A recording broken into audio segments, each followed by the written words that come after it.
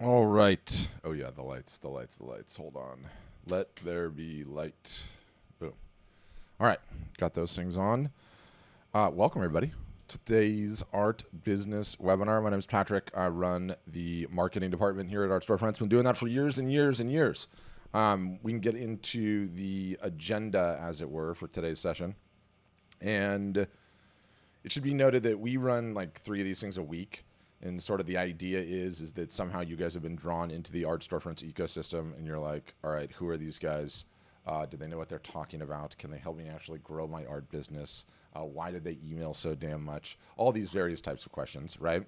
And you're like, I would like to get to the bottom of it. And we find that live video, you know, Zoom this case, but it doesn't matter how you do it, is one of the quickest ways to sort of get to know a company, get to know a company's leaders, get to know a company's ethos, what they stand for, who they are, what they do, which is why I'm constantly recommending my customers get into video chats with their potential customers, because it works for you guys too. It's, you know, the best way we could be having this session if we were all in a room together.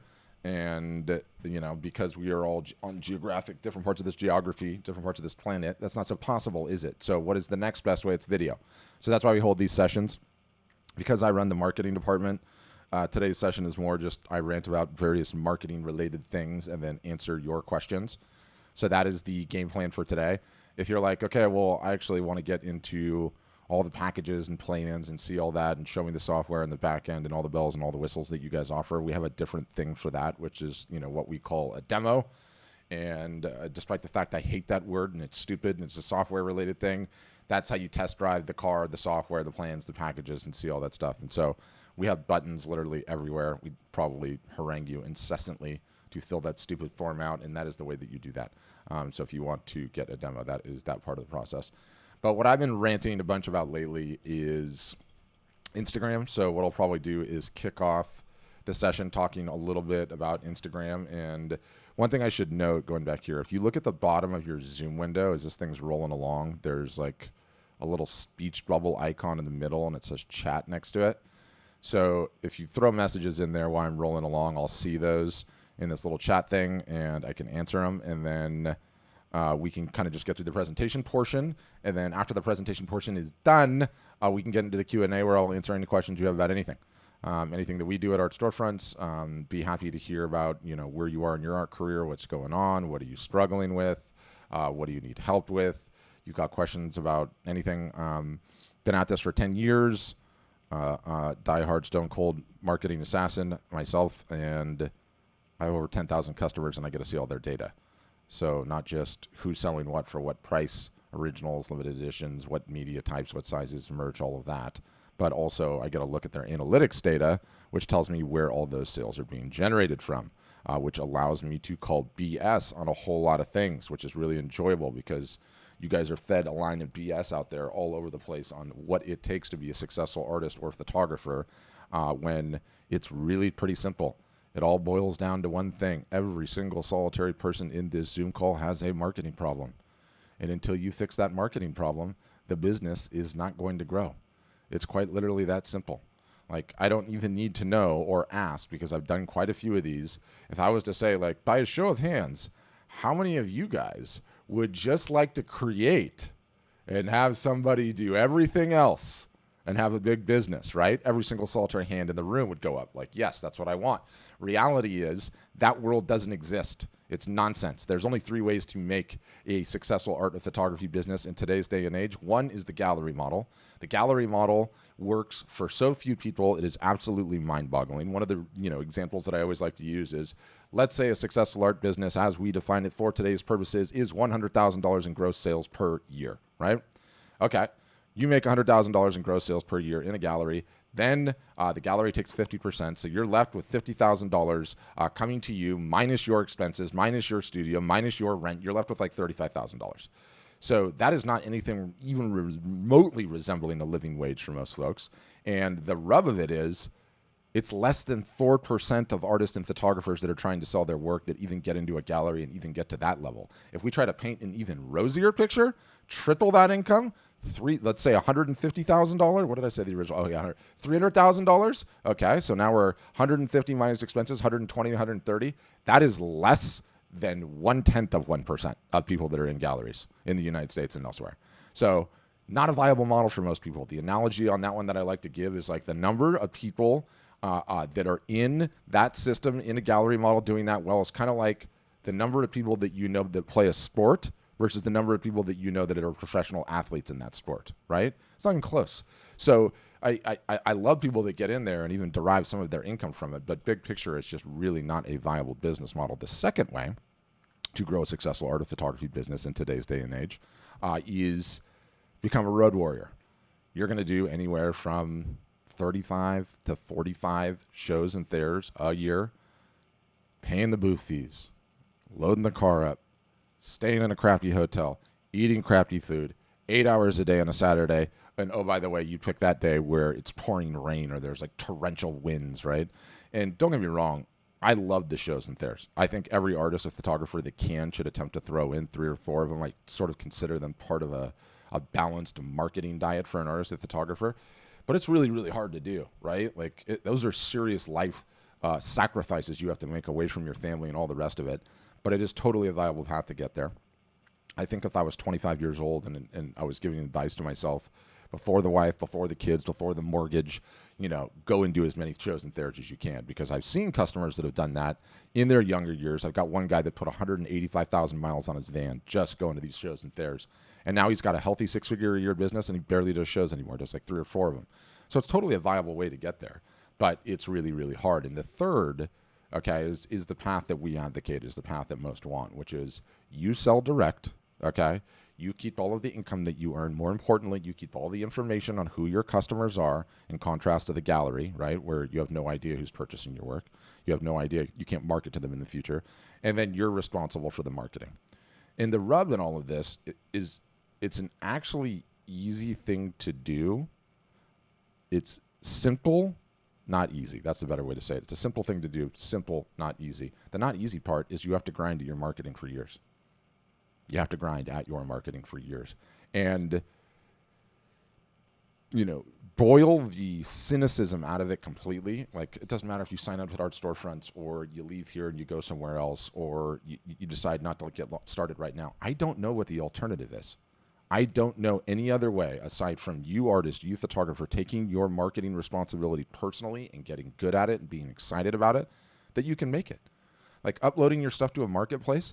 I've talked to hundreds of thousands of artists and maybe like 4 were like, oh yeah, I'm doing, more than $60,000, $70,000 a year on Etsy, on Redbubble, on Fine Art America, on Saatchi, on any of them. And I challenge you, like, go and see some of the artists that are on there and send them a message and say, hey, how's this working out for you? Like, it just doesn't work. So in some ways, it's very liberating when you understand that, right? You're like, okay. So the way that I like to explain it, and I just released a podcast episode on this, 2 trains, 2 tracks, no brakes. 2 trains, 2 tracks, no brakes. Train on the left-hand side, your work, your passion, your vocation, how good you are at what you create, what subject matters you do, what mediums you experiment in, your art, your craft. Sometimes that train will feel like it's flying down the tracks. Sometimes it'll feel like it's derailed. Sometimes it'll feel like it's kind of going slow, but you have to keep that train on the track and keep it moving. That's usually pretty easy for all of you guys. You love creating art. You love creating photography. You love creating your crafts. That'll never stop. The other train is working on your marketing. And no different than the other train. Sometimes it's roaring. Sometimes it's slow. Sometimes it feels like it's derailed, but your job is to keep that train moving forward with no brakes. You do that, and you have a business on your hand that's growing year after year. If you further do that and you accept what's the best word to say? Not accept. If you set your expectations correctly, i.e., it's going to take you years of work of doing that to build a viable art business, then you're on the path and you're going to make it. That's what I see, and it's that simple. And there has never been a better time in the world. The world that we live in for artists and photographers right now in 2023, in which the entire media landscape has been utterly, totally, and completely disintermediated. Anybody with one of these anywhere that starts creating and works hard at it can build a huge following and a healthy business. And all of you guys have different determinations of what success is for you, right? But what I'm here to say is that there is no one standing in your way. There is no one preventing you from getting that. The sooner you come to terms with the fact that, okay, I have to create the art and okay, I have to focus on the marketing, you can get there. And when I say there's never been a better time, with what's available on these social media networks and the fact that we can press buttons on a phone and just reach a massive audience, like there's never been anything like that in the history of mankind. Never, ever, not even close. Like, what was the alternative back then? You were limited to where you were geographically. You know, you driving to these shows and now, without leaving your house, you can accomplish all of this, and that is an amazing, amazing thing. Which leads me to Instagram. Number one most important social network for artists and photographers. Makes sense, right? It's one of the biggest on the entire planet. In addition to that, what is it? It is a giant visual search engine. What do you guys all create? Visual things. Also, really exciting in Instagram is there used to be what I called the social contract. And really what it came down to was that Meta, which used to be Facebook, which owns Instagram, which we can now just call Meta, had an utter, total, and complete monopoly on the social scene in the United States. They had no competition, and it was their house, their rules, and we all paid to play in it. You would go on there and you would market, and you would develop our fans and followers, and then they said, hey, you keep creating and keeping people on our platform, and we will show some small portion of what you've created to the people that follow you, your fans and followers. That was the social contract. And the numbers, when the network emerged down to where it is now, just got worse and worse and worse. Like back in the day, you would follow somebody, you would see 100% of their content. I'm talking like 8 years ago. Then it just down, down, down, down. Now it's like 2%, 5%, 7%, some terrible percentage. That was the social contract up until the emergence of TikTok. TikTok came on the scene. TikTok started siphoning off a bunch of users from Instagram. Instagram did what it's tried to do every single solitary time it has competition, either buy them, i.e. what they did with Instagram, or copy them, i.e. what they did with Snapchat. They went to Snapchat and said, hey, I want to buy you. Snapchat said, pound sand. Instagram said, I know what we'll do. We'll just copy their features verbatim. Boom, look what they did, right? They tried to buy TikTok. TikTok said no, and so they ripped up the social contract. What do I mean by that? TikTok came out with a product that is essentially what Instagram copied and calls Reels, okay? And you can create Reels on Instagram, and if they are good and they get a bunch of likes and it tells the algorithm just equals audience, by the way. Algorithm is just a word for audience. It's fancy, it's computer, but if something does really well, it's because audiences like it. You can create something on Instagram, and you can have 2 followers, your significant other and your mother, okay? And that piece of content can be seen by thousands of people because now Instagram is showing that content organically to people that do not follow you but have an interest in that particular content type. How do they know what that is? Their algorithm is that smart. They identify it. They understand what other people look like. You don't even have to give things hashtags anymore. I'm not saying don't do that. You still can. I know it's a hot button issue for people, but it just knows, right? Like if you post an abstract piece of art, it is going to automatically know what that is. Post that in the abstract arts channel, which is essentially the Reels feed, and you could be seen by thousands of people.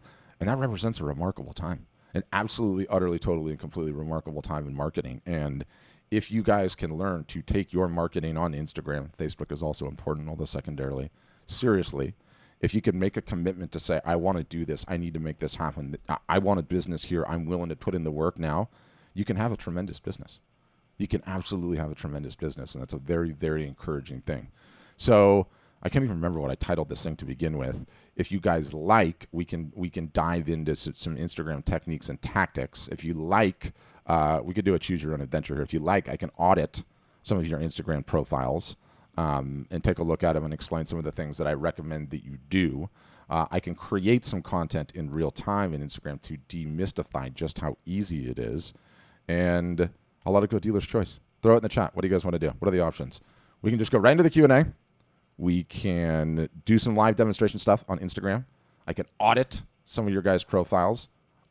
Up to you guys. Throw it in the chat. Tell me what you think. I mix these things up too. I usually don't do choose your own adventure, but you know, you run thousands and thousands and thousands of these things. You got to experiment a little bit. Few audits first. Okay. Well, you know what? You were the first one in. Is it Corinne or Karen? Yeah, and I see your. It's current. It's Ca- current. But here's the thing. I yeah. don't have one yet. I'm literally just starting out. Oh my gosh, Corin. So I figured by seeing you audit somebody's, it would help me set mine up with that feedback in mind. Yes. Okay. Wonderful. Well, you need to start one literally immediately, I immediately, know. immediately. I Um, know. okay. So here's what I'm gonna do. Somebody throw their handle in here on Instagram, your at handle, and I will search that and I'll do that. But I want to rant briefly on Instagram, and I'll do it in a show and tell fashion because it's important. Most of you guys are new to this and you don't know all the ins and the outs. Okay, Meg, you'll be up first. You know that movie Inception? It's like the world inside the world inside the world. Instagram, at the end of the day, is really four social networks inside of one social network. Okay, and I know that's a crazy thing to talk about. I will show some of this and we'll go through this. Okay, and don't worry about it, Meg's like, oh my god, I'm beating so fast. He's gonna audit mine. Don't worry, I will be gentle, Meg. I will be gentle. Okay, four social networks inside one social network. Let me explain. Social network number one. Okay, so here I am. I'm on Instagram. I'm going to press the home button. I'm going to get out of all this other nonsense. And what you're greeted with, okay, Selling. soft, I don't just have to hear that. What you're greeted with is the feed, okay, is the feed. And another easy way to contemplate this is if you go to your own profile, once you start your own profile, in the middle here, you have the grid, right? You see the little grid icon, and I'm looking at all this. This is essentially your feed. And in your feed, you can post individual images. You could post individual videos. You can post carousels of images. Carousels is just a little slider where the images move sideways. You can do a carousel of videos where you slide it and slide videos sideways. You can do what are now called Instagram Reels, and I will get to those in a second. So that's the feed, okay? The next social network inside the social network are what we call stories, okay? And most people know what stories are. Those are these little circle icons at the top. This is the feature that Instagram stole from Snapchat after Snapchat said they wouldn't sell.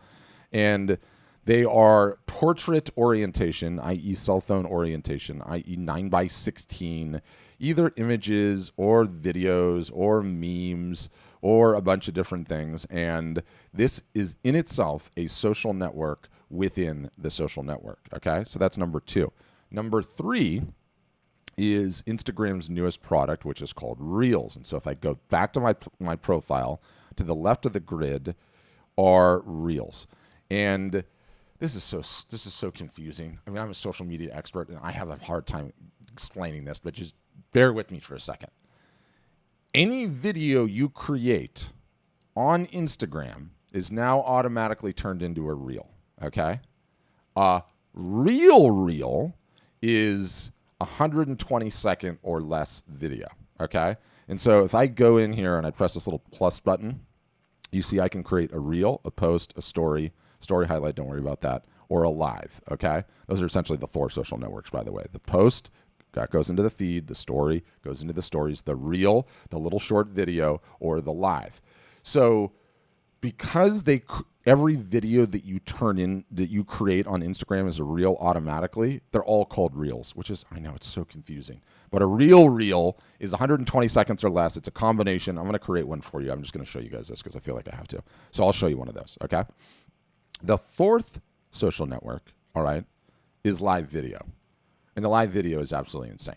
I mean, the fact that you can have this phone, you can amass a following, you can press one button wherever you are, and you're essentially a television channel is truly mind-blowing. I mean, I'm a kid. When I was a kid, I grew up with the Jetsons, and it was like, we're going to get video calling on phones. Now you are full-blown NBC Sports with your phone, and you can do it from anywhere. And that's insane, and not enough people are talking about it because it's utterly, totally, and completely real in the sense that, real in the sense that there's so many BS metrics on these platforms, likes and comments and shares and impressions and and you reach so-and-so accounts. All of that is nonsense. We can't bank on any of that. What we can bank on are the things that are real, i.e. sales of our art, i.e. people on our email list.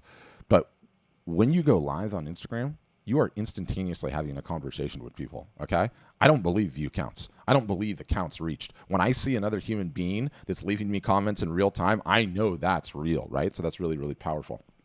Here's where it gets complicated. any reel that you create, okay? And remember, any video that you create. So it doesn't matter whether you put a video into the post, right? It doesn't matter whether you create a reel. It doesn't matter whether you create a live video. All gets turned into a reel. If they're longer than 120 seconds, then Instagram just chops them. And what happens is it'll play the 120 seconds, and then it'll say, do you want to keep watching this? And then you can go to it, right? So it will automatically insert any video that you create into the feed. So if you create a post in the feed, great, done. If you create a reel, it inserts that into the post. If you create a live video, it will insert that into the post. And so all of these things like kind of cross over one another. But my point in telling you this is you have to create them all. And the reason that you have to create them all is because the way to think about these 4 social networks inside the one social network is, you know, when you go to a house party and inevitably for whatever reason, people come into the house and some people are going to go into the backyard and some people are going to congregate in the living room and some people are going to be in the kitchen, right? And maybe some people are going to be in the garage. Everyone wants exposure to their marketing, to their art, to their photography, to their posts. In order to do that, you got to make sure your art is hanging up in the walls of all 4 rooms. And the only way to do that is to create for all 4 rooms. And it's much easier than you think. And the beautiful thing is, like, once you kind of get in the swing of this, and I might as well just show you because I can show you how easy it is, you can go crazy. You can go crazy with it. God, now I can't remember how to pronounce your name. Don't tell me it's not Corinne. It's not Karen. It's Karin. Karin, I got it. It took me a second. Okay. Karin's asking which of the 2 most important ones to start with. I would start with Reels because it's the hot one today. And then secondarily, I would probably go with posts. But here's the thing. You have to learn how to do all of them. Remember when I said there's 2 trains, 2 tracks? This marketing track, okay, is now your joyous thing. And actually, Karen, I want you to move sideways for just a second. Look behind her. Do you see the tools right there? You see the tools on the rack? You have to move out of the picture. Those are all like the kind of different things that you can do on Instagram. You have to know how to use all of those, right? Like, I'm not kidding. I love cooking. You have to. You have to know how to use all of those. And you kind of just need to go through all of them, but they all sort of intersect and everything else, which is crazy. Here's what I want to say that it's even bigger picture, crazier thing for you. If I was to ask any of you guys, what is the most important metric in your business? All of us know how to answer that question. The most important metric is how much art of photography is selling. How much money are you bringing in, right? We know that. Okay, fine, we get that. I would argue that in today's day and age, knowing where we are, and this is true of almost any business because of how prominent these social media networks have become, the number one metric that matters is not likes, it's not comments, it's not shares, it's not direct messages, it's not impressions. It is number of pieces of content created on Instagram per week. And the reason that I say that is when you use that as a metric, what it does is it properly aligns your focus with what's going to move the needle the most. And the reason that's the case is most people don't like social media marketing. Most people don't like marketing, period. None of you are doing anywhere near enough of it. And the way to set yourself a metric there where you're like, okay, I'm going to get good at this. I know I need to get good at this. This guy's not the only one saying this is the most important thing ever. Like, everyone's saying this for a reason. This is just where the attention is in today's day and age, and we all have to be contrarian about that. When you focus on the number of pieces of content you create per week, you start to create those numbers of content, and then you learn, and then you get good. And then you don't need to ask me, what should I be posting most? What kind of content works best for me? What's the best time of day to post? How many do I need to do? You'll find out because your business will start growing as a result of it. You will start capturing emails. You will have people start sending you direct messages. You will get better at all of the techniques and tactics and nuances that this platform offers, which, let me tell you, is a lot. It really is incredible. And once you start getting good and mastering it in Instagram, you wake up sometime 2 months down the line and you're like, oh my gosh, I created like 150 pieces of content last week and it wasn't even easy. I enjoyed it. And now I'm going to go share some of that stuff on Facebook. And then I'm going to start emailing my list some of this stuff. And whoa, now I have Instagram followers. And when I go live and I do a live art show in my house, people are like tuning in and asking me. It's how it all starts. And it's how all these young kids and influencers and everyone else are building massive businesses just by focusing on this, right? So might as well walk through some creation. I'm going to focus on Reels because I think Reels is the highest leverage thing that you can do in today's day and age. I still want you to learn how to do all of it, but I want to show you just how easy all of this is, okay? So here I am on my profile, right? And I should note before I leave, I want all of you guys to get a business account on Instagram rather than a personal account. It's basically just a switch that you throw in the back end of Instagram. No one is going to know it except you. And what it allows, and it's completely reversible decision, by the way. And what it allows you to do is just get access to this report from Instagram that they call Insights, okay? And I just told you guys that if you guys all focus on how many pieces of content you create per week on Instagram, let's say the number is 1, and you take 1 to 10, and then you take 10 to 20, and then 20 to 30, and I'm going to show you how easy this is to do. You need to be able to easily measure where that is, right? And so if I look at the little hamburger menu, a hamburger menu for those is the 3 little lines, and it's it's the new symbol for menu, and so it's right next to the right of the plus sign. When you have a business account, it gives you access to this thing called Insights. And so when you click Insights, what's really cool about this is it defaults to a view which is the last 7 days. And so it constantly lets you know how are you doing? How did your week go, right? Like, what did you create? And when you scroll down to the bottom and you can look at these sort of numbers, posts, those are in the feed, right? Stories, those are stories. Reels, right? How many reels did you create? Videos, that's a little disingenuous because it's just videos uploaded to the feed. And then live videos, 6, right? So I can log in here, and I'm going to add this up because I'm actually curious what I've done this week. And it's not just me.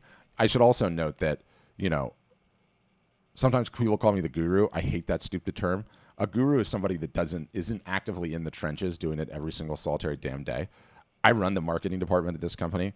I have a ton of team members, and I'm responsible for strategy and all that. I'm in here doing this all day, every day, and it's not for my health. Do you know who else is? Our CEO. He has even the whole company to run, and we're both doing it because it's not because we like it or because it's good for our health, but because it is so effective. So I'm going to go 3 plus 84 plus 131 plus 3 plus 6.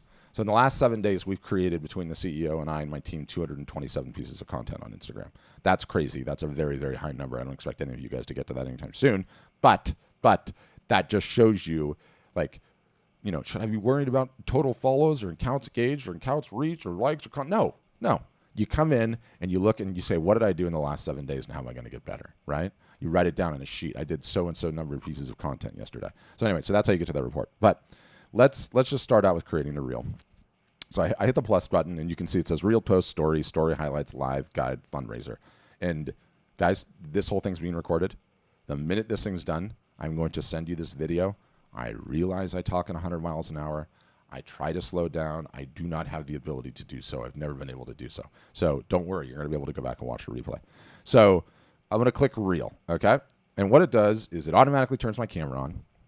And this is the actual green screen I have behind me. Don't worry about this. This is so I can do my Zoom thing. But you have a little white button, right?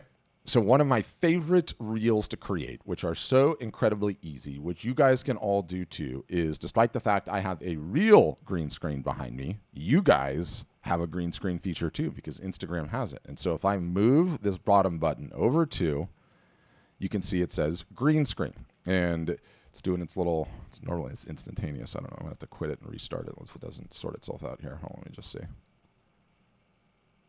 It's funny. I've never had it take this much time. I'm impatient, closing it out. When in doubt, restart, right? When mom calls me with a tech question, what do I tell her to do? Mom, just restart the thing. 90% of the time it works. All right, I'll press the plus button. Come on. Oh, wow. Things are really just derping out for me today. Let's see what's going on here. Come on.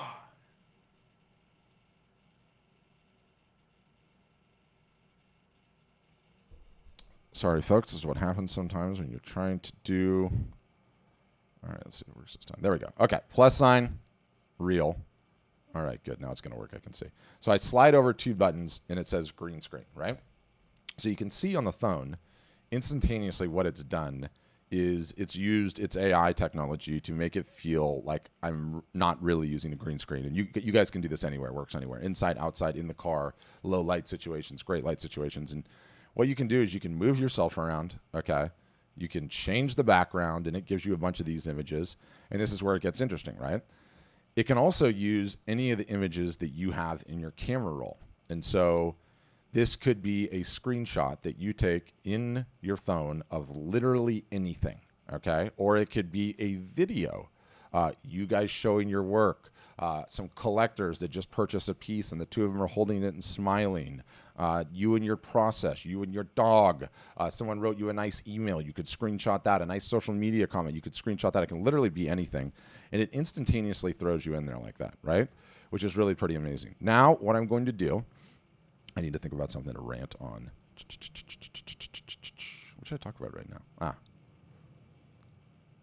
Okay, so if I press the green button, what it's going to do is it's going to start the timer. It's going to start recording me, and I have 120 seconds or less to get my point out and do whatever I'm going to do. So I'm going to go ahead and press the green screen button. What's up, Instagram?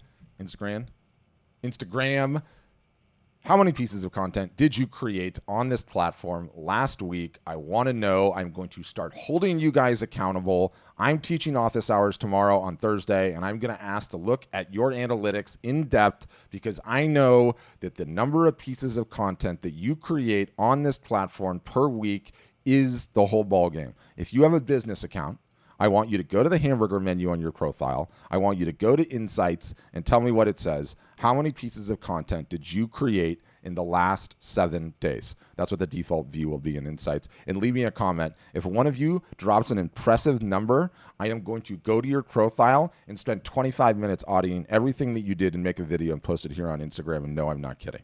So leave me a comment. How many pieces of content did you create total? And by the way, it's the sum total of posts, videos, stories, live videos, reels. Okay. So I just press stop. Okay. Now I'm going to press next. What's up, Instagram? Okay. Instagram. God, what's wrong with me?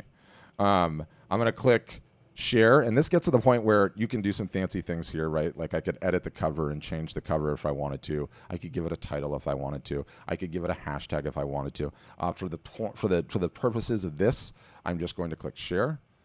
And it's now posting, okay, to my feed on Instagram, the reel that I just created. And so that's an extremely easy way to do it. And you can do that anywhere. And you don't necessarily have to have a cool background. And you can do that in any lighting condition. And you can do that while your significant other is driving you to the store in the front seat of the car, right? It's 120 seconds or less. The beautiful thing about 120 seconds or less is you don't have that much time.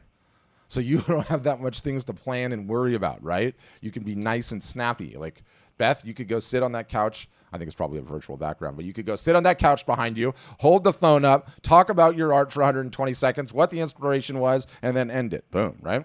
Okay, so you can see that this thing is now in my feed.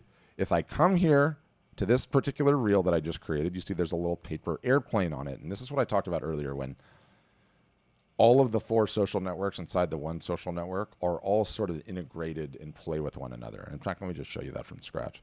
So if I come to my profile, because I created a reel, Instagram has now taken the reel and placed it in my feed. And so you can see on the grid there, the first post is that reel. Then it is also taken that reel, and because it's a reel, put it into my reels section. And so you can see it's there as well. So if I click on the reel. What's up, Instagram? And I click the Instagram paper airplane icon. How many pieces of content did you? I can add it to my story. And now I've placed it into the third social network inside the social network, which is Instagram stories. And you can see it's in here. I can give this a nice jazzy background, and I can give it a little sticker. I like giving it the stickers just to spice it up a little bit. And it's going to be question. And let's just see. There it is. I like that one. Spice it up. Give it that. Go next. Click share. Click done. So what that's done now is... What's up, Instagram? By the way, who cares, right? Like when you're making these things all the time, you just have to ship and do it. So you can see that it's now in there, and people will start leaving me comments on the story. People will start leaving me comments on the reel, and I'll be able to go back in and see who all did that. But I just created in 2 seconds an Instagram reel with the green screen. Could have been me anywhere. No one even knows where I was. Cool background, right? Could have been anything. Then it placed that in my feed. Then And by the way, that doesn't register in the count. It just counts it as a reel. It doesn't count it as a reel and a feed post, despite the fact it does both. But anyway, I digress. So I just created an Instagram reel, something in my feed, and an Instagram story, 3 pieces of content, essentially, in Instagram in less than 2 minutes while teaching you guys this, right? Like, that's really pretty impressive. That's very efficient in terms of an ability to market just that quickly. Another really cool thing that Instagram does is you can see on this one here. The art, Alex, is on our customer's web. Instagram at this moment in Hey, time, Len, thanks for the comment. wants their Instagram Reels product to work so hard that they went and stole another feature from TikTok, which is if somebody leaves you a comment on your reel, you can make a reel responding to their comment. And Instagram is so hot on this particular feature right now, they will end up showing that to way more people than they would ordinarily.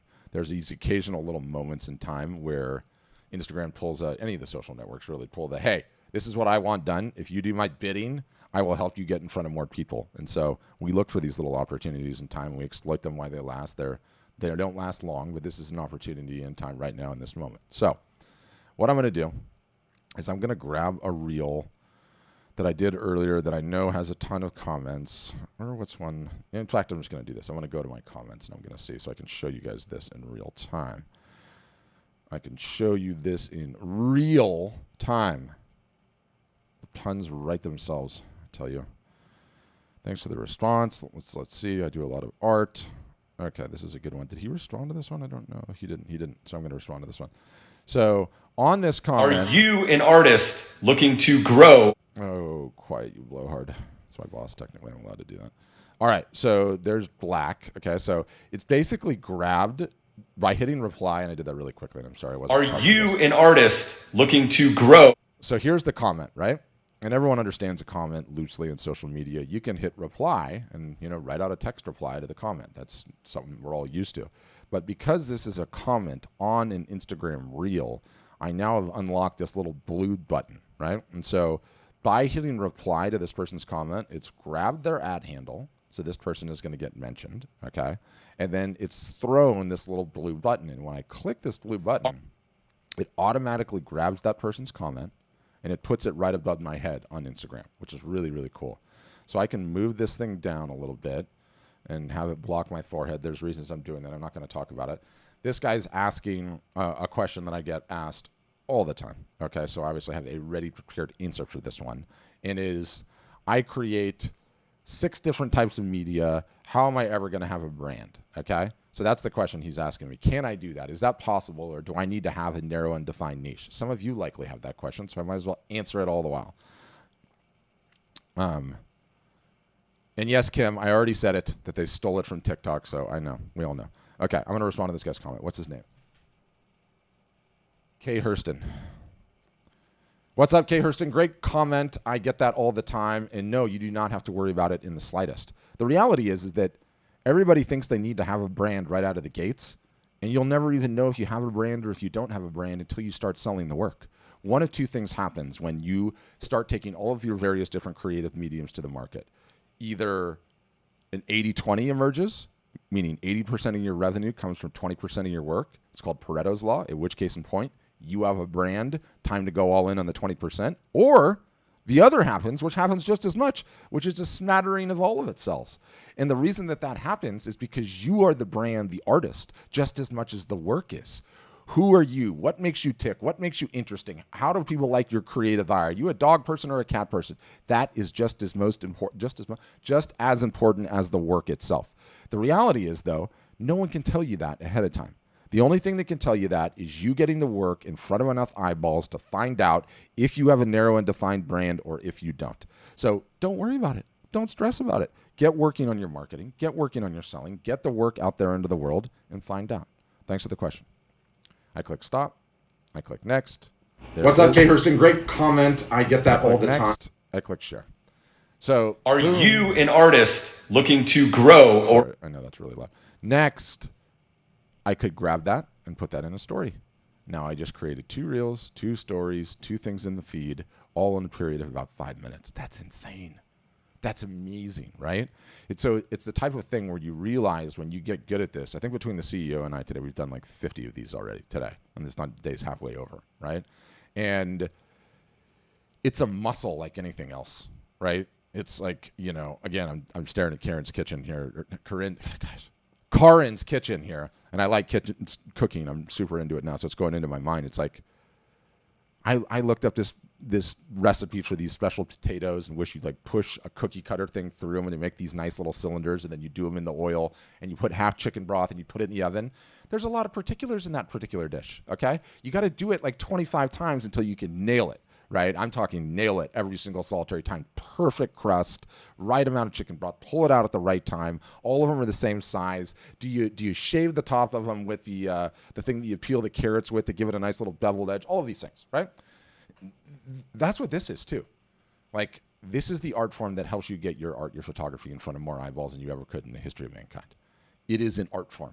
You have to learn to enjoy it. You have to learn to practice it. You have to learn how to get reps and sets. And I'm still learning.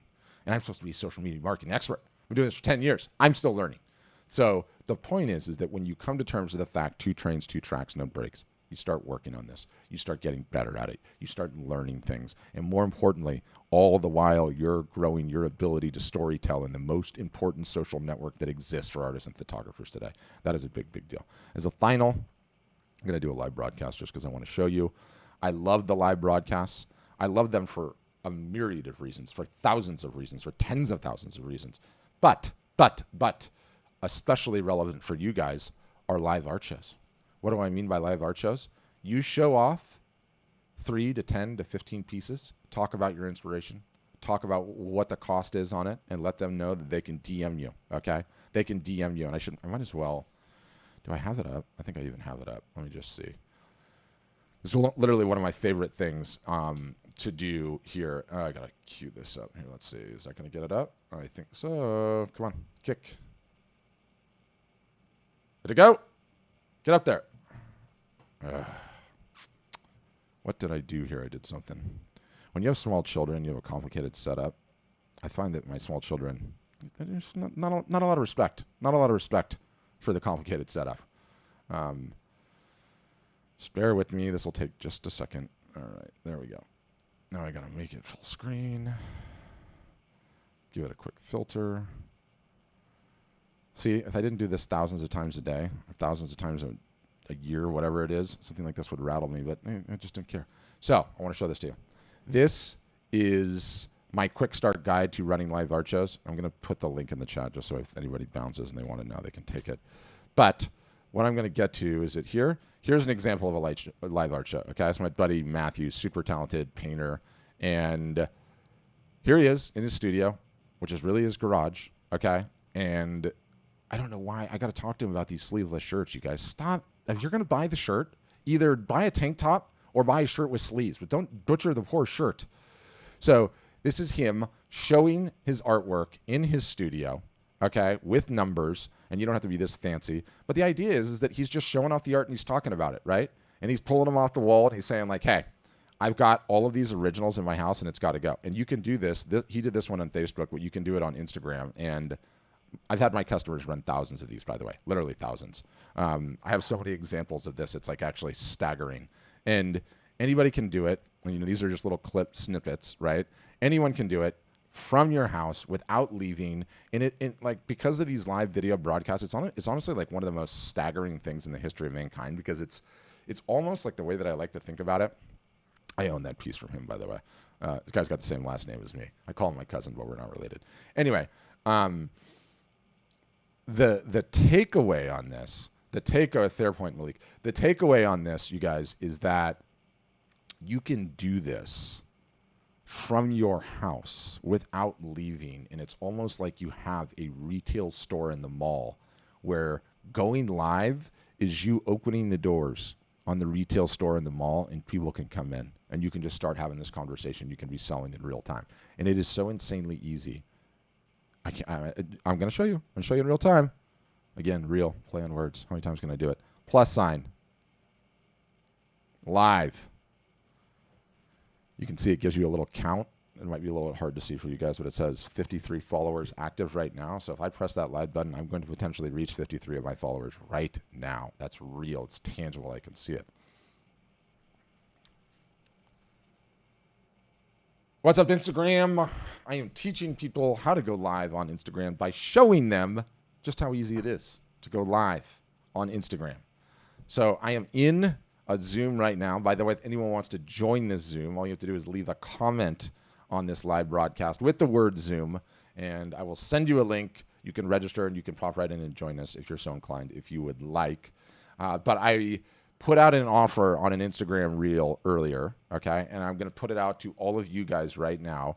If you look at your insights report on Instagram and you total up the number of pieces of content that you created last week, and you tell me what that number is, you can either leave me a comment on this live, okay? And don't leave it immediately because I know you haven't looked. Or you can leave it on the reel that I posted. If you leave me those comments, I'm going to pick one of you guys, and I'm literally going to do like a 30-minute audit of your entire Instagram account for free, okay? For free, in-depth, go over everything, your profile, Instagram stories, your feed post, what your bio looks like, what the makeup of your post look like, all of it. And I will break the entire thing down and give you crazy feedback. And it doesn't matter if you're a customer or not a customer, willing to do that to any and all of you. So that's the ball game. Sum up the total pieces of content that you created last week and leave me a comment on this reel or the others. And I will go to town on your Instagram account totally free. And I hope you all have a wonderful day. I'm going to end it. I'm going to end now. I'm going to click share. And what that would allow me to do is, again, I can change the background, to whatever image I want, or I can upload one from my camera roll, right? Like if I want to come in here and upload the chef one that I used earlier. Okay, boom, done. There's the chef one. I can give it a title. I can give it a caption. I can click share, and boom, that will save that is another Instagram reel. So not only did I'm just going to discard this one. Not only did I create on the fourth social network, okay, which admittedly, especially when you're just getting started, is the least important of the four. But again, they're all important. Then I created a reel out of it. And then I could have taken it and put it in a story. And I just did all of that while sitting in my chair, while presenting to you guys at the same time. That's crazy. Like, that's absolutely crazy, right? Like, what a powerful piece of technology this is. Somewhere on this call, Meg is thinking she got off the hook, too. You're not off the hook, Meg. You are next. I don't know if I'm going to do... Oh, yeah. Okay, here's what I'm going to do. I'm going to search it on here. So I'll just do a quick audit of Meg's, make some points, and then enough of my ranting will get into Q&A. So I'm going to go Meg Burton photography. Let's see, Burton, Meg Burton photography. There it is. Okay. So let me just make sure I have this up on the screen. I do. So here is Meg's profile, and there's a picture of her face, which I love. Okay. Look, none of us have hair. None of us have makeup. I don't care. Okay. We all are who we all are. Just be you. Don't put some weird thing or some crazy, not like logo that doesn't really represent anything or try to be edgy. I like a personal photo of you because I want to get to know who the hell you are. Okay. So I like the personal photo. I can see Meg is doing stories. Oh, see, Meg, you know that's going to get my attention. You know that's going to get my attention. You did that. So I'm going to go ahead and give her a reaction on that, which is great. So first, we've got in her bio, we've got Meg Burton photographer, PNW, WA, Oregon photographer, Pacific Northwest, Washington, Oregon photographer, always learning new things, always experimenting. It says more. That's interesting. I wouldn't put the more. No one's going to click that. Shooting Panasonic Lumix S5i, dabbling in macro, nature, and landscape. So, okay, you're a photographer. Well, there's about 25 different ways that you're saying you're a photographer in here, right? So what I would do, Meg, is a perfect bio for me is a little bit about you, what makes you tick, and you sort of have that in there with the learning, right? Always learning new things. That's a little something about you. Meg loves learning. I like that. But have a combination of that and show a little bit of your personality. Are you funny? Are you reserved? Do you like dogs? Do you like cats? Do you do CrossFit? You live in the Pacific Northwest. I would mix it up a little bit, and I would throw a couple emojis in there. The emojis kind of break the pattern of just the text. So that's just some general feedback and examples. Like, I don't like ones that are too cheeky. I don't like ones that don't tell me instantaneously what you do. If you can figure out a nice mix of little personality of who I am, what makes me tick, what makes me interesting, some potentially things that I could relate to, which you pretty much have. And then a little bit about the photography. Boom, good, done enough, right? You don't have a link to anything here, do you? And that is somewhat problematic. I got to get back to there it is.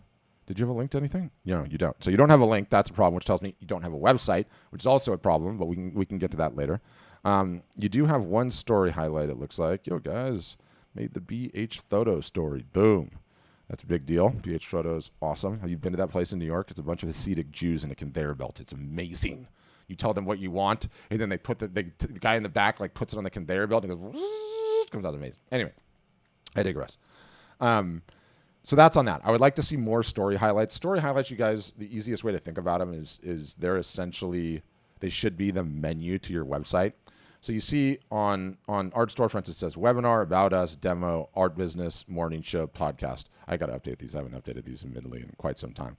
But that's sort of the menu roughly of our website, right? Like, so if I hit your website and came to the menu, so for an artist, it would be like about me, originals, commissions, new work, merch, for instance, right? Something along those lines. You want to more or less roughly reflect how to do that. I'm not going to get into how to make these things today. If you need to learn how to make story highlights, then Google it. It's the easiest thing to do there. Okay, so now we're going to get into Meg's feed. And I'm looking at a number of different photos here, and there's some reels, and there's some photography. And I know the biggest problem that you have already, Meg, is if I scroll through your feed, I'm left with 2D image, with 2D image, after 2D image, after 2D image, after 2D image, after 2D image. And this is something that most artists and photographers get wrong, and photographers especially. We, your potential buyers, okay, do not have the powers of visualization that you creative types do. If you have a product that you are selling, we need to see the damn thing. Let me get one. And let me just pick an image here, and let's say, pick one that I like. Meg is trying to sell this beautiful photo, okay, of looking up at the trees in the Pac Northwest. That is just a damn snapshot, Meg. And and I don't mean a snapshot, a crappy photo. I mean, it's a two-dimensional image, which is a photo, which we all see all day long on social media. This is a physical, real-world product. It has 3 dimensions. It hangs on a wall. I can see it. I can lust after it. I can taste it. By the way, I can zoom it into my camera if I wanted to and zoom it out to show a close-up. This is what you're selling. No one staples a JPEG to the wall. So I need to see more photos of your work printed out. You don't have to spend a ton of money on that. You can get small prints made like the one that I have in my hand here. But that's what I need to see more of. And it really breaks up the monotony of all the 2D images. It's like anything else, right? Like, you know, we've all seen so many of them because we just live in this world of image after image after image that you have to have a way for yours to stand out. And look, it doesn't matter how good your photography is. It's not enough. It's not enough because we are just naturally blind to this type of imagery as consumers in today's day and age. But you are making some reels, which I love, and they are of you, which I love. So you're showing a little bit of your personality. That makes me happy. Let me just get into your reels tab and see how we're doing here. Yeah, and see, look at this, Meg. I mean, this is the cool thing about reels, you guys. You see how she only has 200 followers, and she's made a reel here that's had 190 views, okay? 190 views, which is impossible that 95% of her followers would see her, right? And she's got some one in here that are showing her personality, what she's interested in, what she's into. So I like it. You need to do a lot more of what you're doing, obviously, Meg. You need to fix the merchandising thing, which is the most glaring. And then you need to get the story highlights. And like, look, you don't have a website right now. That's not the end of the world, okay? But you need to get a link in there for something. We got to get a link in there for something because if somebody wants to click on the link, what are they going to do? At the very least, you could update. If you're not going to do a website right out of the gates, you could let them know you're a photographer. Let them know something interesting about you. And then you could say DM, which is direct message. Everybody knows that on Instagram, for inquiries. At least get that in there so that there's some sort of a call to action, right? And despite the fact it's a follow back message email, people don't get that intuitively. They don't know. So that is my quick audit of you, Meg. I told you that wasn't so bad, right? You got some things to work on, I hope.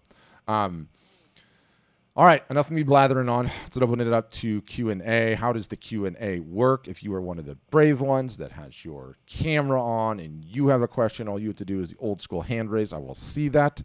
For everyone else, at the bottom of your Zoom window, there is this little smiley face, and it says reactions. Yep, see, Tani, I know you're a dog person. That's what I'm talking about. You click the reactions button there, and there is a way to raise your hand digitally speaking, okay? And then that just lets me know, helps me form a queue, and I can answer your questions one at a time, and we can just kind of go through. And it usually just takes one brave person to kick us off. So I need the aforementioned brave person. Who's going first? Everyone, okay, see, that's exactly what I'm talking about, Karen. Thank you. Karin. So, an easy way to remember Karin is garage, car in. Oh, great way to do it. I So dated, I'm one of being- my first girlfriends was Corinne. And So so I'm being that's brave going into my because- head. Yeah. I have nothing to lose. I'm just starting out. Yeah, you got nothing to lose. Yeah. So I'm starting my business Instagram tonight. Good. And I'm going to make a variety of kinds of media, I hope, with the 5 or 6 portraits that I have painted so far. Okay. My question is, how do you keep talking about your followers see you? Now, when I'm first starting out, how do I first establish some followers to show stuff to? Chicken and egg problem. Existential. I have about 850 followers on my personal. So I guess I could ask them all to follow me, which I feel a little awkward about, but I guess I could. Nah, but that's how it starts in the beginning, right? And then do I just go follow people and hope that they follow me back?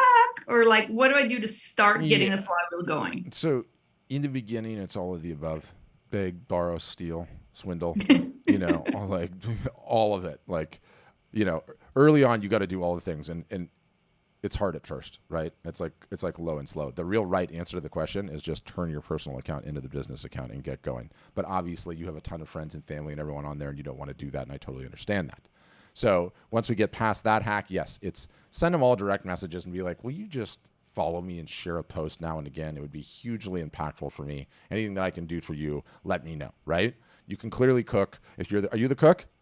No, my husband is. Tell them your husband will cook something for them. Okay. So, whatever it takes, like in the beginning to just get going. But then once you get going at it consistently, like, friends and family, that's what they're there for, right? They'll start spreading a little bit. You start picking up some followers here and there. You start letting everyone know that you're doing it. You get the word out, right? And through the regular and consistent content, you'll start amassing more and more too. But yeah, in the beginning, everything's on the table. I think for me, and I'm sure for some of the other folks here, the beginning part is awkward. We're like asking sure. people. For sure. Completely awkward. Drink a strong glass of white wine and get over it. Okay, thank you. Sorry, everybody, that I've been jumping in and hogging the attention when nobody else was asking. I'll keep my mouth shut. No. That's what it takes to kick it off. I'm very appreciative. Thank you. Okay, I got to go back to the grid view because you guys are being shy today. Who else, guys? Questions, comments, concerns? Yep. Malik, I got you, and then Dave will get you next. Or is Dave just doing the bicep emoji? Go ahead, Malik. Hello. Hey. Yes, so it's great to always hear from you. I remember just getting all of the reach outs. I appreciate the consistency. Yes, and, very important. I have several Instagram pages, and I had a couple of pages that were hacked, where I had years and years of work that I had posted. And so I'm right now trying to regain my connection. So I opened up a new one, and it's just a work in progress of trying to advance myself. So number one, I enjoy the things you said about the website. I've been working with the company that holds my website to update some things on my website, because most of the things on my website are like 30 years old, and I need to update that. Yeah. And then of course, trying to advance more attention to my new Instagram pages that I've added, because the other ones had some trouble. So I'm just trying to figure out how to up those numbers on my Instagram page. I know that people are looking for motion graphics for the most part. In my experience of showing my art, I started showing my art on MySpace, And I Old saw school, yeah, the pioneer in social networks. yes, I started using that as my website because I couldn't afford one at first, and that's how I got most of my collectors that I have today that still collect, some of my work, things like that. Mm-hmm. So I'm just trying to figure out how I can move forward dealing with my site being hacked and not being able to losing a lot of the numbers that I had from my old one. So I'm going to stop there. I have a lot to talk about, but I'd rather just listen. Just to make sure you turn on two-factor on the Instagram account so you're secure this time. You said two-factor? Yeah. The nerds, and the nerds that? at Meta call it two-fac. It's two-factor authorization. It's 2 steps to log in, but it keeps your account safe. Do what I do in these situations. Google how to turn on two-factor for Instagram.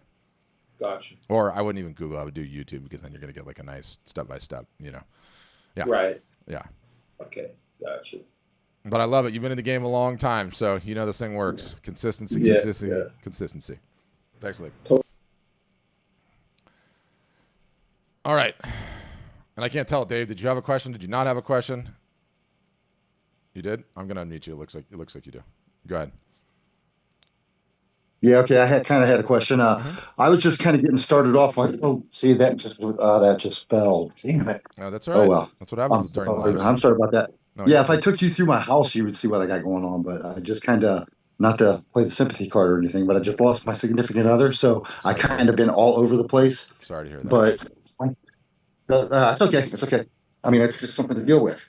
I had one of my things. I just went into business with my partner, and we were basically going to be doing river tables and stuff. But my passion's always been pencil drawing and everything, and I've done really good work. But then I did this when I got into doing the river tables. I got into the waves with the resin and stuff, and I was really good at it. So I kind of want to know if that's kind of in the market. And I know it's 2-dimensional drawing is pretty much what you hang on walls. So I would concentrate more on that. I want to get into the acrylic pours and stuff like that. So that there's no one thing. There's no one thing that it's dominant. Right. There's no one size fits all, right? Like we take the thing to market, and we see whether or not it's going to sell. And until you do that, you'll never know. Yeah. So I appreciate that. And I mean, like right now, just for the company name and stuff, I got this thing going on for the sign. So I'm more a 3-dimensional type of guy, but because I have to be right now for him in the business, but I want to kind of concentrate on 2-dimensional pouring of the resin, stuff. Yeah, and there's no reason you can't do both, right? It's like it's not binary, right? It's not like you can definitely do both. Well, this gets taken up all my time. Like right now, we're doing a whole big thing down at the Hartville flea market thing, but it's not really a flea market. It's a huge flea market, and like all of our products are going to be down there. We got 3 booth things set up for the whole summer or something because his sister does stuff. So I'm going to be busy, but I kind of want to make sure that I get time to do this too. Okay. Well, I'm going to send you, and let me pull it up right now. I'm going to show you. I've got a very, very good guide. Really quite proud of it, actually, on how to do in-person fairs and shows, flea markets. And I'm searching it on the blog, and I'm going to show it to you. Then I'll put it in the chat. I think I sent it to you guys in the email after. What do I call it? Shows, Ultimate Guide to Shows and Fairs, something like that. Yeah. If anyone is going to do an in-person event at all, this thing is a monster, and it walks you through the entire tactical, like everything that you need to do from start to finish. So click that thing, Dave, and read that and use some of that for your resin tables. Save that thing. Trust me, there's like some amazing tactical in that article. I literally walk through, like, not only do I tell you how to show you how to do all of these things, teach you how to do all of these things, but there's really super in-depth examples of my customers actually doing this, what results that they got, what their posts look like, the types of language they use, their various different setups, and they're all geographically from all over the place doing this, and so it's really very in depth and very, very tactical. I'm not showing it. Typical. I got so many little buttons on my setup. Come on. I was just scrolling through the whole thing talking about it, thinking you guys were seeing it, and you weren't seeing it, so that's lovely. Oh, I know why. Again, my kids messed up my buttons. Sorry, guys. Hold on. So it's this thing. The ultimate guide to successful art shows and fairs and or flea markets, if you want to insert it in this case. But very, very tactical, very, very in-depth, like templated language. You can search some of these artists on here that do a ton of these shows and learn a ton of things from them. And yeah, it's just a great way to approach that model. So it's in the chat, and I will be sure to send to all of you guys a follow-up email with it as well. So that's there. What else, guys? Questions, comments, concerns? Yep, Alexander, I gotcha. And you'll need to unmute Alexander. Bottom left-hand corner, mic icon. There you go. Gotcha. All right. I'm an ex-university professor. I teach art, Okay. but I still want to expand teaching students, not locally but globally, Mhm. and have little mini art lessons or information about art. Mhm. How can I do that on Instagram? Like do demos, demonstrations, or have a forum where we can talk. Yeah, you can sort of decide. There's so many different ways to do it, right? Like you could just record an hour video and dump that on there, right? And give them a little taste, right? Like, you know, record one live session, chop it up, do like the 5 or 6 best ones, post it, and say, do you want to join a few further sessions? Send me a direct message here on Instagram. See how that goes, right? And probably do that on a regular and consistent basis. And you know, So because what's regular? Like three What- times a day, once a week, twice a week? What's a good? I would start with 1 a day, and then I would move to 2 a day, and then I would say eventually I'm gonna figure this out with a little bit of feedback and get to like 3 or 4 times a day, and then you're cooking with gas. Okay. And kind of that same format that I just showed you as I went through all those things, right? Like you're posting some of those things as reels, and then you're answering comments of people that have questions, and you're constantly telling people where to go if they can register, and then you're talking about, you know, the years and years and years you spent teaching here, there, and everywhere, right? And classes that you taught in the past, and you know, impacts that it's had on your students. There's a whole bunch of different ways to do it. Okay. Yeah. Thanks. Yeah. I love that. You can really do it for anything. Okay, Batul. I think it's Batul. Hi, Hi. Batul. Batul. Hi. Is that Yes. Persian name?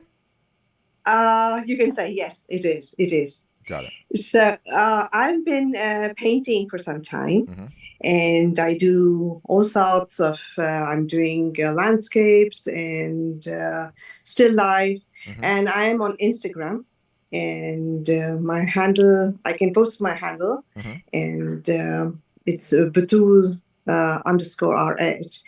And actually, I'm finding difficult to sell my work. And I'm getting offers from NFT. No, NFTs are a scam. Just delete and don't even read them. Just delete immediately. It's a scam. Okay. Yeah. So I mean, even if I open an account, which I did in OpenSea, Yeah. I mean that doesn't work as No, well. No, don't All waste right, even 10 yes. seconds. Yeah. The Okay. general rule of thumb is, and I know all about NFTs. I own NFTs. I own crypto. I love that whole thing. I'm fascinated by it. But if you can't sell Okay. the art in the real world, the last place you Okay. want to go to is NFTs, where there's about 55 additional steps of friction. Got to sell it in the real world, right?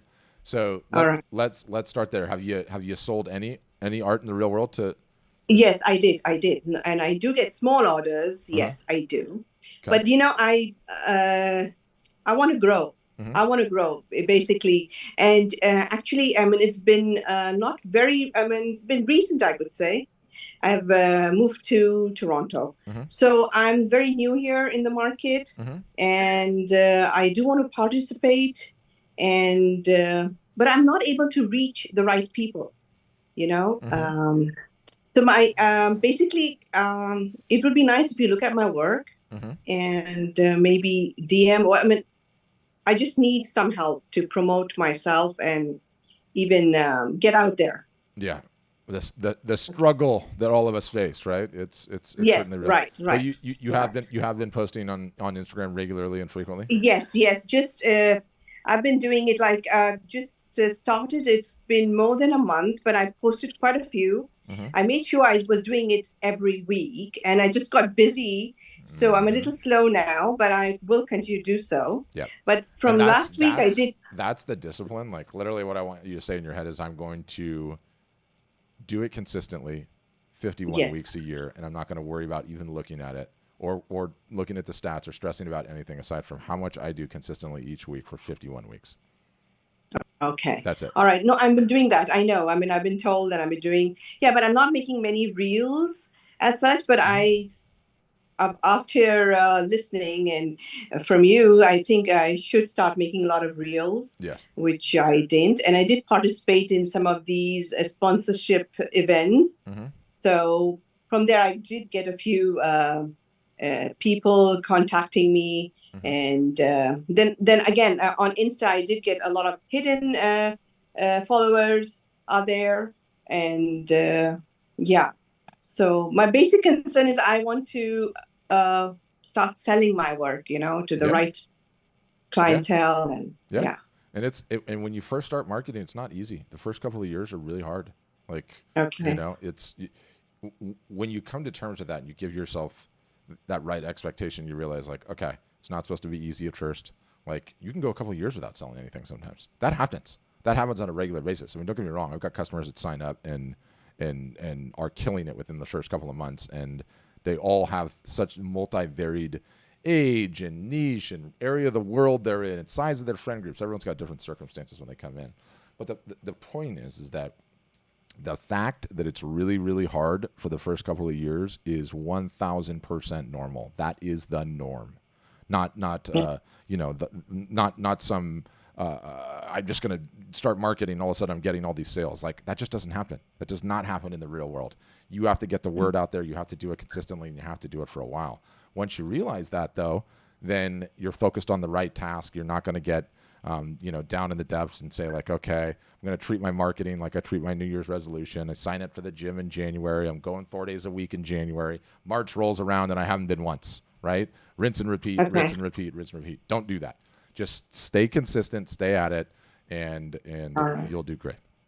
And I actually have joined quite a few groups also on FB, and like sell your market, sell your paintings and all that. I do get a good response. People do like my work, and So that's all about it. That's something. Sometimes it is demotivating. Oh, 100%. 100%. It's an emotional roller coaster of ups and downs, ups and downs, ups and downs. Yeah. I mean, half of what we do is a business at Art Storefronts is the emotional support component. And I'm here to tell you, like, I'm the marketing guy, right? For me, every single solitary problem looks like a marketing problem, right? To the hammer, everything looks like a nail. But I realize, like, with our customers, that the number one thing that wins is consistency for everyone. Okay. That's it, period. The hardest thing to do is be consistent when things in the business are not going great, right? And that's when you start questioning yourself. Is this a waste of time? Is this just a hobby? What am I doing? I should go and get a real job. I should have listened to my mother. This will only be a hobby. All of those pangs of doubt and that negativity comes in. And half of what we do is we just go and grab our customers when they're in that swing and they're like, hey, utterly, totally, and completely normal.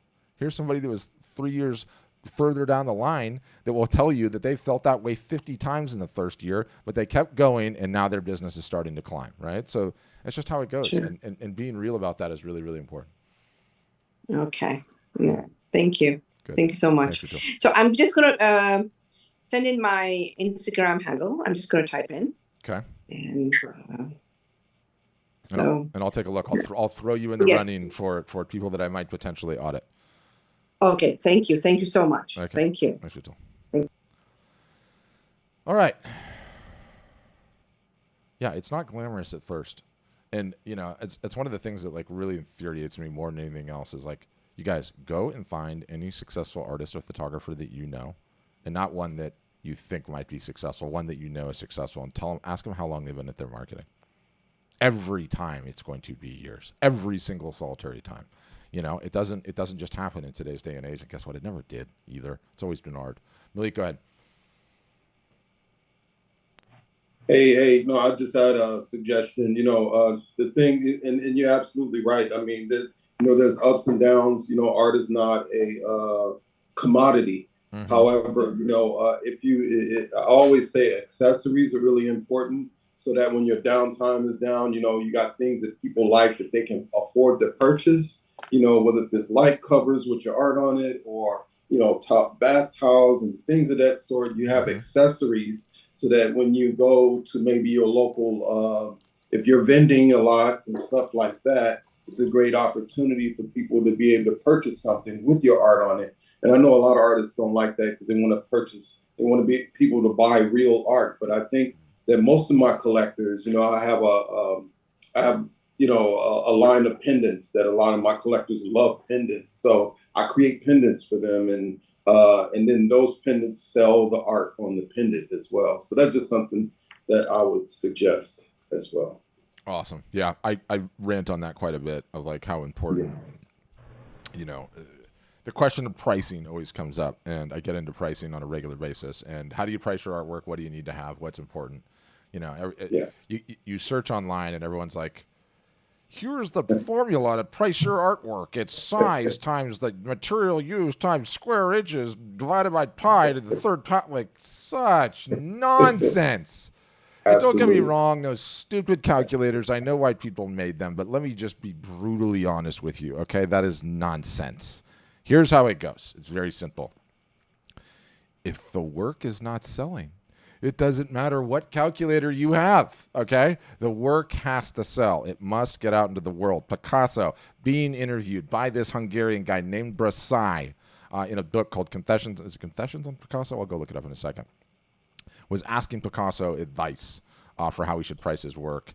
And Picasso's advice to it was essentially, early on, my drawings did not command high prices, but they all sold. The work must go out into the world, right? So that's important to understand, number one. Number two, pricing. The most important thing is having a range. What do I mean? You need items priced from 0 to 100. In that 0 to 100, you need non-wall art is a part of the lineup. Then you need prices from 100 to 1,000, and then you need prices over 1,000, okay? The reason for the range of pricing is that everyone's attention and potential customers fall into what's called the socioeconomic bell curve, okay? On the low end of the socioeconomic bell curve, you've got the lower income folks, right? They don't have a ton of money to spend on art. They're down there, they're going to comment, they're going to share, they're going to tell your friends, fine. Then it goes lower middle class, upper middle class, high net worth individuals. And you need prices for all of them, okay? You need prices for absolutely everyone on that socioeconomic bell curve. And the reason that you need prices for everyone on that socioeconomic bell curve is because it is incumbent upon the artist, the photographer, to Malik's earlier point, to acquire as many new customers as you can. And the reason you want to acquire as many new customers as you can is because there is a rule in this business, and all businesses, that the easiest customer to get is the one that you already have. It is significantly easier to get someone to come back and purchase something from you again than it is to go out and acquire a new customer for the first time. So when you realize those maths, especially stretched out over time, okay, which is the rest of your art creating life, you don't care at what price point you acquire a customer, okay? You do not care at what price point you acquire a customer. You want to acquire a customer. I don't care if it's for a $5, $10, $50, $100 piece of merch, or it's a $10,000 original, or anything in between. The more customers you acquire, the higher propensity that those customers might come back. The more customers you get to come back, some portion are going to turn into collectors. What is a collector? Weiland. Great book, by the way. Everyone should buy it. Don't Be a Starving Artist by Weiland. Weiland is the whale guy. Most would say best-selling artist in the United States. If not, top 5, top 10. Who cares? It's all semantics. Anyway, phenomenal book. Sadly, you can't get it on Amazon. He only sells it on his website because he's donating all the profits to charity. But this thing is hard-hitting, and from a guy that sold, hundreds of millions of dollars worth of art. Anyway. He defines a collector as someone that's purchased in upwards of 7+ pieces of work from him. He keeps creating, they just keep coming back, and they're buying again and again and again. Collectors is a phenomenon of this business. One of the most important things an art or photography business can have is a collector. The more collectors you have, the higher the revenue potential of the business. So acquire as many customers as you can. I have a very in-depth article on pricing too, by the way, that I'm going to send you guys. And I'll email it to you when I send this thing too. So, all right. Thank you guys for sticking it out with me today. Thanks for attending the session. Thanks for hanging until the end. I appreciate all of you. I want all of you guys to work consistently on your marketing. If you guys are interested in seeing what our offering looks like, all the bells, all the whistles, all the incredible things that we do for our customers at Art Storefronts, you can request a demo. Those buttons are all over the website everywhere, as well as in the emails that we send you. And Lord knows we send you plenty of those. So, love for you guys to open those emails, click those emails, check those emails. Love for you guys to subscribe to the podcast too. Have a very good podcast. Released a brand new episode today. The podcast is totally free. It's anywhere you listen to podcasts. You can just come into Apple Podcasts or Spotify or Aweber or Stitcher or whatever. And if I click Art Marketing Podcast, you get this little logo with the orange headphones. And there it is. Got a ton of really hard-hitting, in-depth, crazy tactical episodes in there. So if podcasts are your thing, because they work in most cars these days, new ones anyway, which is pretty cool. It's a good one. And, we're really hitting that thing hard this year. So love for you to stay connected that way. Or leave me a comment on an Instagram reel. I'm responding, right? I'll be responding to any and all of those. And on that note, I really appreciate all you guys coming and want you to all have a great rest of your day. Thanks, Sam.